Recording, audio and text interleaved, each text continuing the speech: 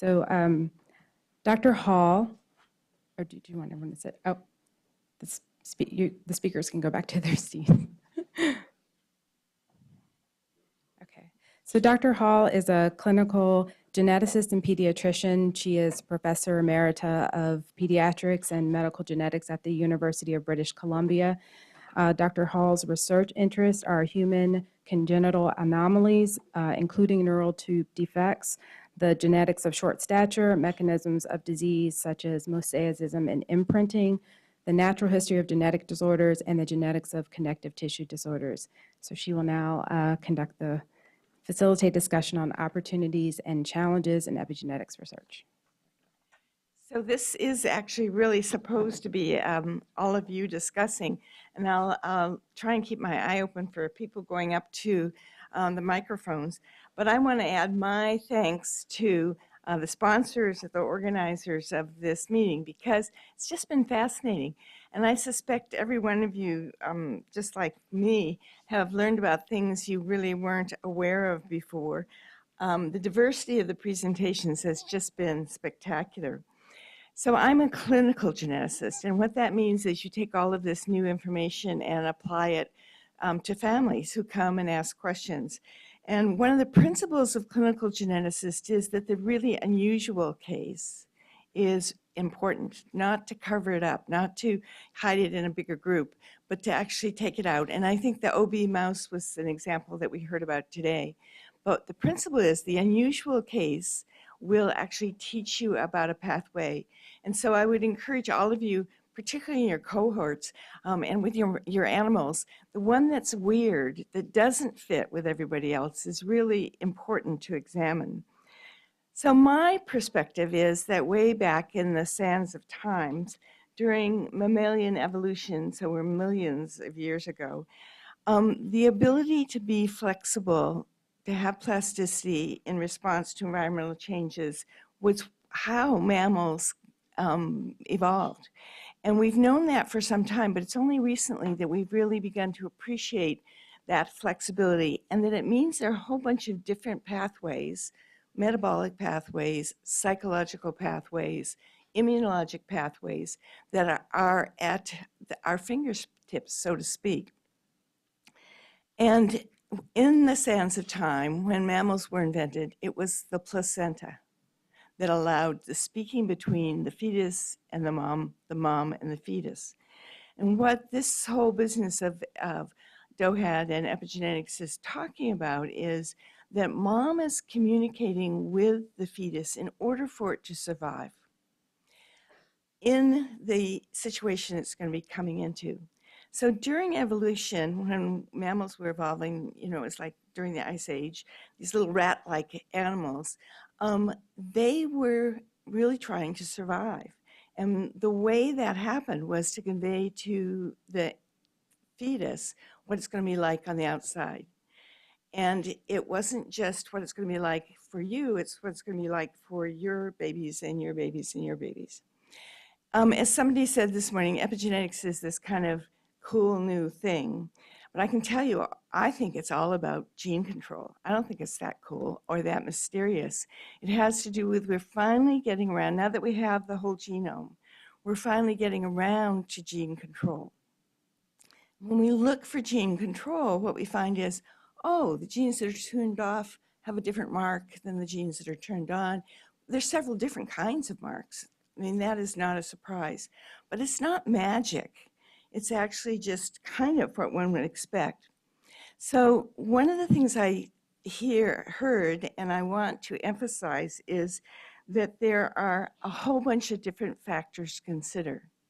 So as we're looking at obesity, we have to think about birth weight for sure. And I have to also complain about animal studies. They don't look at the birth weight of the mother. They just assume they're all identical. But we know in a group of 8 little baby rats, they're not identical. And where they were in the uterus may have some major effects. So we really need to be more careful about birth weight of mother, both in human and animal studies. Gender, we've already talked about. The age-specific expression. We know that as a human goes through stages. There's the embryo, the early fetus, the later fetus, the newborn, the infant. And there are many different stages, and the physiology of those are not clear. So as a geneticist, you may be using the same gene, but you alternatively splice it and you control it in different mechanisms.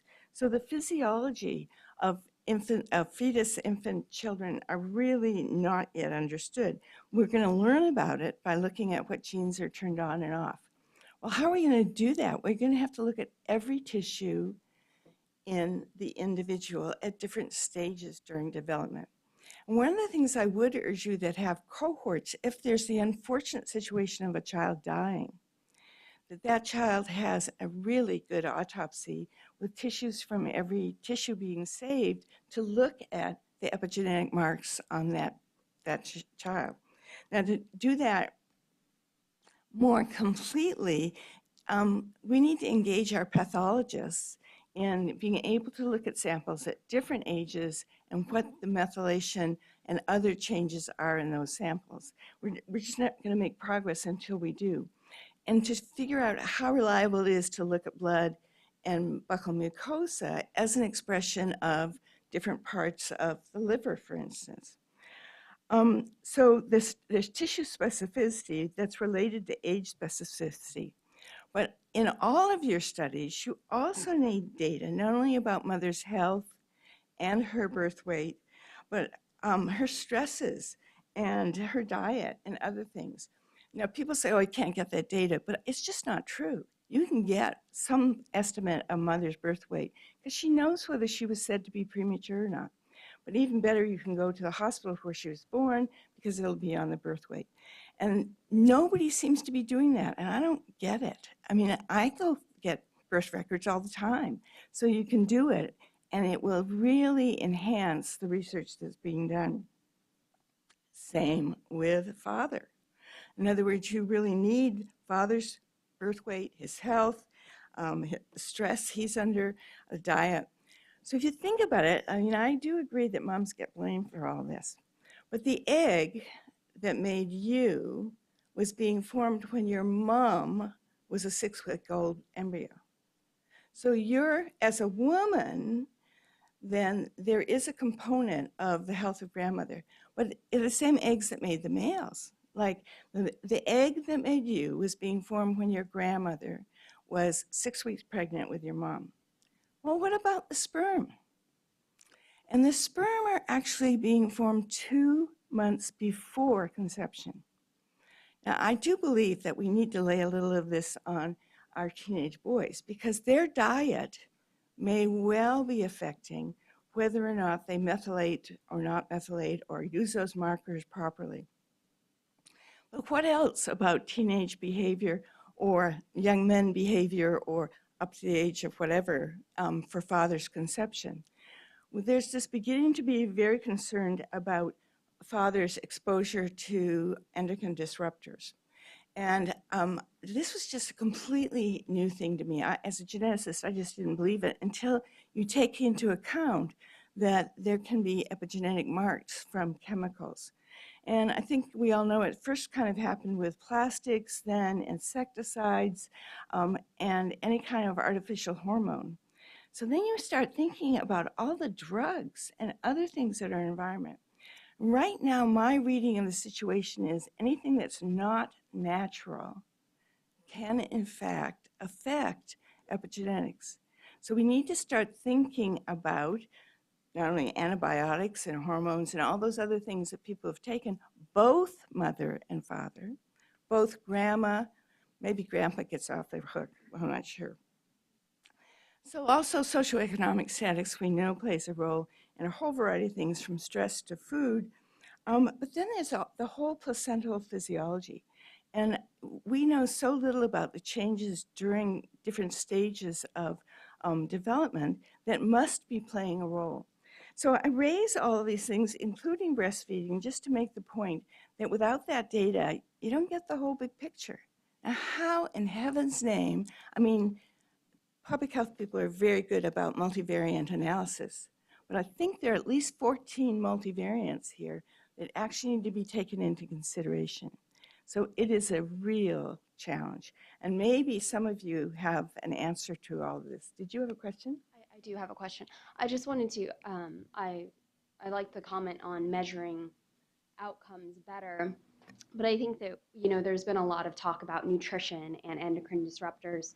And I think in these large cohort studies, there have been significant issues with measuring nutrition and measuring endocrine disruptors outside of biological samples. And I wanted to know if anybody has any suggestions specifically about nutrition, how we're going to measure nutrition in human beings, especially in pregnancy, and modify these tools that we have now, like FFQs, and how we're going to relate that information back to epigenetic changes and outcomes even beyond those epigenetic changes. So suggestions about how to possibly do that? I'll add a complication to that. Nutrition, what's nutritious for one person is not necessarily the same response in another individual. It's what their body's biochemical and molecular capabilities are in handling fats or lipids of different sorts or carbs. And so that's the other challenge, is we often define what is nutritious as very refined and down the line, and that's the way it is for everybody, but that's not necessarily the case. Okay.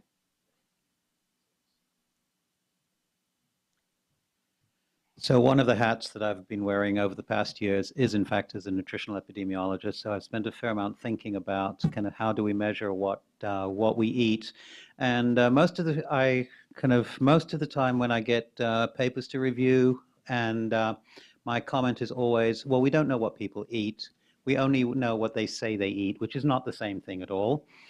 And so to get a better sense, and I totally share the comment over the room that kind of what we eat is not the same as our nutrition, right? So we need to be thinking about, do we care about nutritional status? Do we care about what we're eating or what our microbiome is eating as opposed to what we're eating, right? Because that's part of the interaction. If all we want to know is what we're eating, I would expect that in about 3 or 4 years, studies will be issuing Google glasses. And we will have a pretty good idea about what ends up in our mouths. What it does to us is a different question. That's a great idea. I think that glasses for everybody. I also want to take a little bit of a historical perspective in DOHED. The original thought about DOHED came from studies of lower birth weight being related to outcomes later in life, especially diabetes and cardiovascular disease. And somehow this lower birth weight got turned into maternal diet. There was this term undernutrition thrown around. But I think what we're really talking about is nutrition of the fetus. And maternal diet is only one small piece of nutrition of the fetus. We're talking about the whole pipeline. It includes maternal behaviors other than diet. It includes, as we've heard, placental function. It includes fetal physiology. And going upstream, it includes mom's own lifetime of whatever it is, what the nutritional status, let's say, that she comes into pregnancy with. So I think it's really important to understand what mother eats both before and during pregnancy, but let's take a broader view and think about what the fetus is saying if we're concerned about the growth and the health of the fetus for the long term. I appreciated your sort of saying something about Barker, because, I mean, I think it was an aha moment for a lot of us that there was something very important about small for dates babies, and what was that. So it got us all thinking about it, but we really need good data to support it. Over there? Yeah, I just wanted to make Rob Wetterland from Baylor. I wanted to make a kind of a global comment that, looking at the title of the meeting, Examining a Developmental Approach to Childhood Obesity, it seems like at least 90% of the discussion has been focused on the word epigenetics. And I just want to reiterate the fact that if we're talking about developmental programming, epigenetics is just one potential mechanism by which that might occur. And so I agree with one of Dr. Richardson's final comments that we need to convey the complexity. And in order to convey the complexity, one thing we can do is not use epigenetics and developmental programming synonymously, because epigenetics refers to a suite of cell autonomous molecular mechanisms that stably regulate gene expression potential. And quite frankly, even though we know very well that developmental programming of body weight regulation occurs in humans, we do not know that this occurs by epigenetic mechanisms. So I think that we all need a little bit of a reality check, and that would be a nice take-home message, I think, from this meeting.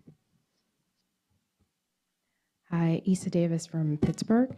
So one of the things that kind of resonated with me was from Dr. Antonio Convit's talk that was that he kind of threw in there at the end that I think is really important to kind of bring to the forefront. We've talked a lot about maternal nutrition and physical activity, but he threw in this idea of sleep.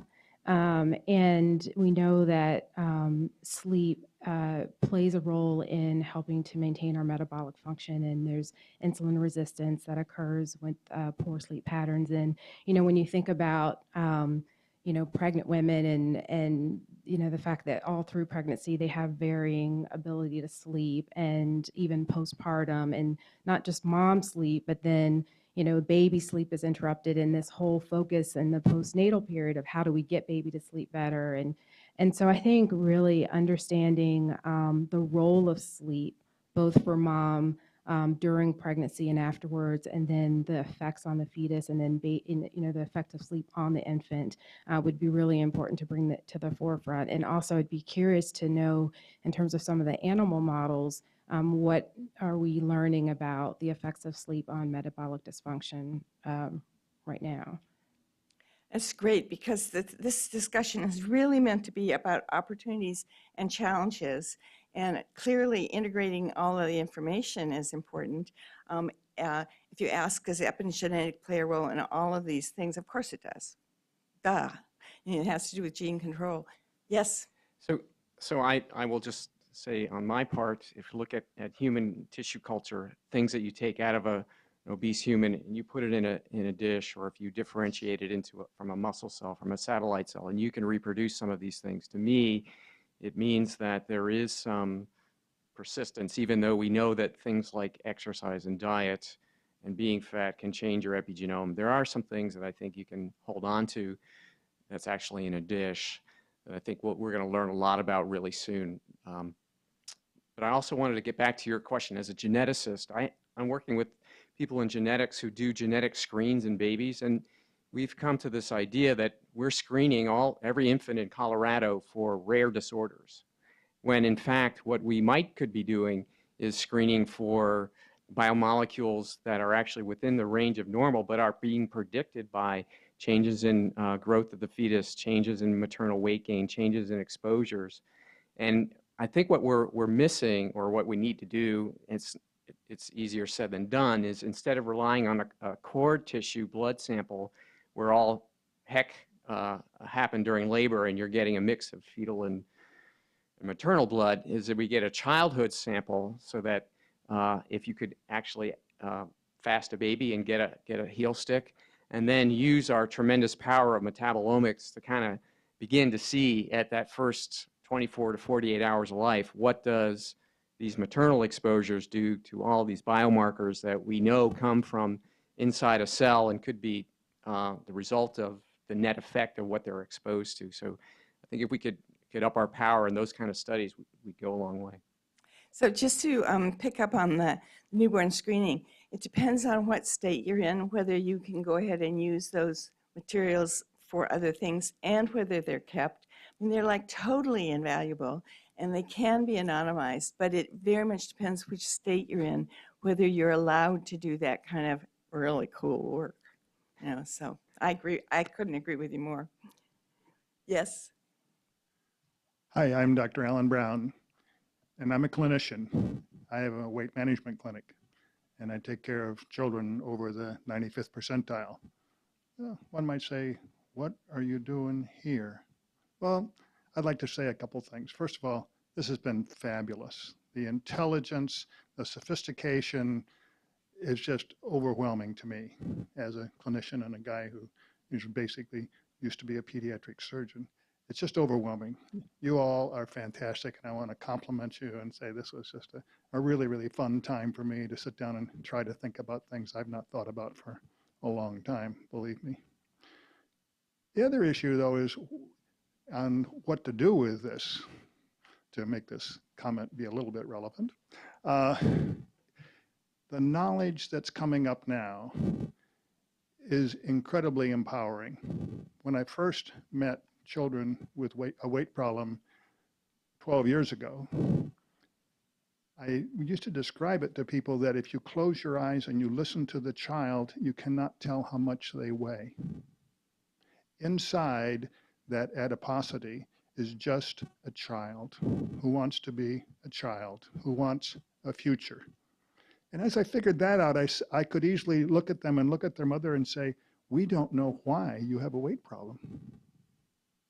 Because eating less and exercising more is obviously far too simplistic. And people like you who've done this research and conferences like this have further empowered me over the last 12 years. Because now I can look at anybody and say, it is not a matter of eating less and exercising more. And we're slowly coming to the physiology, the biochemistry, the genetics of understanding this disease. And that will really help as we move on to the 30% of children who get kind of missed in the fray. They're the ones who have a weight problem and who are already obese. But the way this can help is that the knowledge that's happening here not only helps us as we design prevention, but also interventions, but it also helps to empower the decision makers in the pediatric age group. As a pediatric surgeon, I knew I could get nowhere if I couldn't get by the mom and I couldn't get by the primary care provider. Those are the decision makers. And currently, we know, and a lot of this comes from Dr. Rebecca Puhl at the Rudd Institute at Yale, that the bias, the teasing, the bullying have really beat down the moms in a situation when they should be screaming for help with their children. But they're not screaming for help with their children because they're beat down. We can empower those mothers by being able to now look at them and not only just be a sap like me and say, we don't know what's causing this, but now we know a lot of the physiology, the biochemistry, and the mechanisms behind what's causing their child's disease. And also, we can go after the PCPs. Now I can talk to a PCP and say, I understand you're frustrated. I understand you feel like you don't have tools. But let me tell you, this is a disease of biochemistry and physiology. And look at it that way, and you'll look at the child and the mother totally differently. Thank you very much. Thank you for your comment. So let me again reemphasize that we're talking about opportunities and challenges. Great opportunity.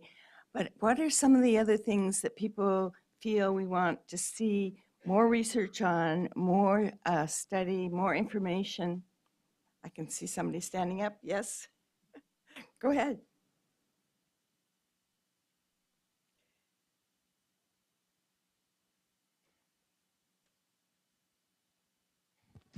So one thing we've talked about is complexity.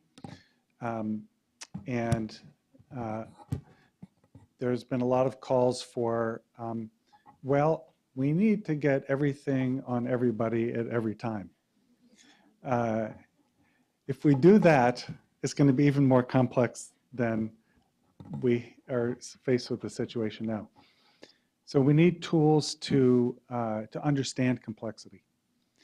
And there are some system science approaches that are coming to the fore that may help us do that. So maybe there are ways to find the key levers within this morass of data. Maybe there are ways to to find what the key mechanisms are. But without some, it's not enough just to have computational ability, because we need our ways of making sense of the data. Another thing to say about complexity is in complex systems, when we perturb the system, there's not just a linear change in what happens. The systems themselves can change. And I think we see this especially in these developmentally plastic periods, that people or molecules or whatever is related to each other develop new relationships along the way. So as we develop our computational systems, I think we also need to develop the ways to interpret the data. So thank you very much for that. And I'm the eternal optimist. I also think that that you're not set forever, that there will be ways in these kinds of complex human beings, the ability to respond at later times. We're already learning about what the brain is capable of in terms of rejigging. Almost surely metabolism will be rejiggable in some way as well. So I think my time for this discussion is up, but I want to close with just reminding us of what the real aim here is. And the real aim here is that we have the healthiest possible pregnancies and reproductive health, and that we're working toward getting the best long-term possible health for all individuals as well. So I think if we keep those aims in mind, what we're really aiming for.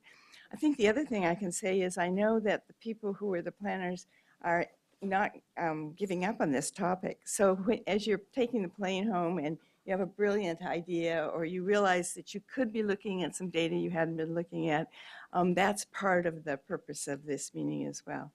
So I think the next person is the tire up of all the pieces, Sherry.